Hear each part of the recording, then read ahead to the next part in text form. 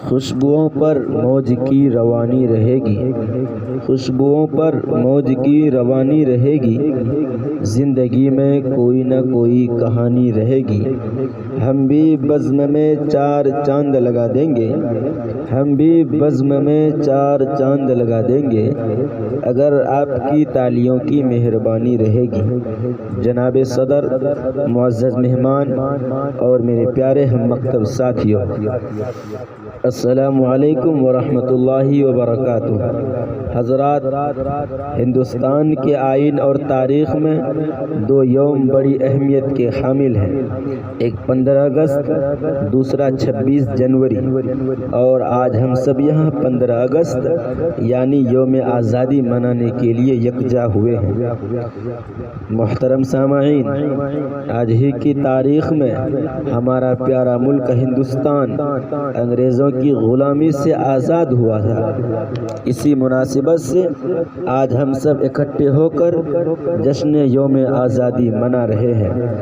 آج ہندوستان کے ایک کونے سے لے کر دوسرے کونے تک ہندوستان کے باشندے ہندوستان زندہ باد کا نعرہ لگا رہا ہے۔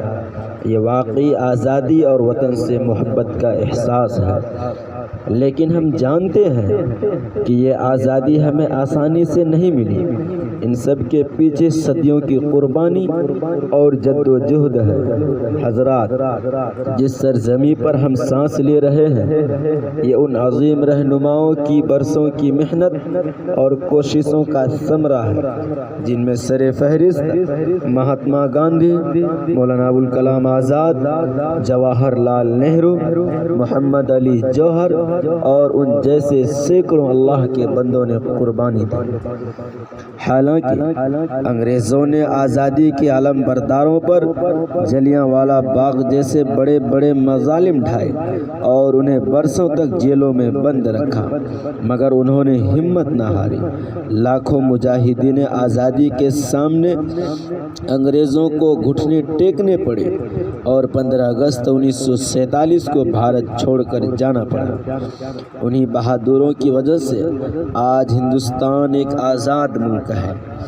میں اسی بات پر اس شعر کے ساتھ اپنی تقریر کو ختم کرتا ہوں: جہاں تہاں سے نہیں بس یہاں سے اٹھوں گا، جہاں تہاں سے نہیں بس یہاں سے اٹھوں گا، اسی زمیں اسی گلستاں سے اٹھوں گا، بروز حشر اٹھائے گا خدا جب سب کو، بروز حشر اٹھائے گا خدا جب سب کو، مجھے ہے فخر کہ میں ہندوستان سے اٹھوں گا۔